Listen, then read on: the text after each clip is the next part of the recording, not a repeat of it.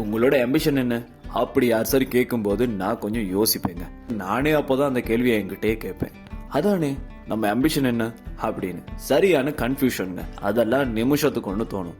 நான்லாம் கரெக்டா டஸ்ட்பின்குள்ள தூர இருந்து குப்பையை வீசுறப்போ பேசாம பாஸ்கெட் பால் பிளேயர் ஆகிருக்கலாமோன்னு யோசிக்கிற குரூப்புங்க. ஒரு நல்ல சினிமா பார்த்த அப்புறம் பேசாம நாமையும் ஒரு மூவி டைரக்ட் பண்ணக்கூடாது, நாமையும் ஒரு ஆக்டர் ஆகக்கூடாதுன்னு தோணும்.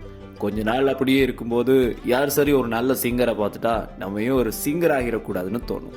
பந்தாவா கெத்தா ஒருத்தர் கார்ல வந்து இறங்கினா பிசினஸ் மேன் ஆகிட்டா எல்லாமே சரியாகிடுமேனு தோணும்.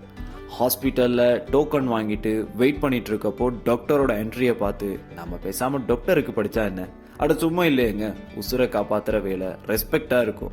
ஜம்முன்னு வந்து இறங்கி கை காட்டி வணக்கம் சொல்லும் போது அவங்கள சுத்தி கோஷம் போட்டு மாலையெல்லாம் போடுறத பார்த்தா பேசாம அரசியலுக்கு போயிருவோமான்னு யோசிப்போம். டெய்லி 2 மணிக்கு ஆஃப் ஆகிடலாம், வீக்கெண்ட் லீவ் கிடைக்கும் அப்படின்னு வாத்தியார் ஆகிருவோமான்னு கூட தோணிருக்கு. ஜாலியா ஏசிலே ஒர்க், ரொட்டேட் சேர்லாம் கிடைக்கும் அப்படின்னு ஐடில சேர்ந்திருக்கலாம்னு தோணும். ஒரு நாளைக்கு இவ்வளோ, அப்போ ஒரு மாசத்துக்கு அவ்வளோன்னு கணக்கு பண்ணி நாள் சம்பள வேலைக்கு போயிருவோமான்னு கூட யோசிச்சிருக்கேன். நீங்க கூட இப்போ கேட்டா பேசாம வெளிநாடு போயிடலாமான்னு தோணுதுன்னு சொல்வீங்கல்ல. இக்கரைக்கு அக்கறை பச்சைன்னு சரியா தாங்க சொல்லியிருக்காங்க.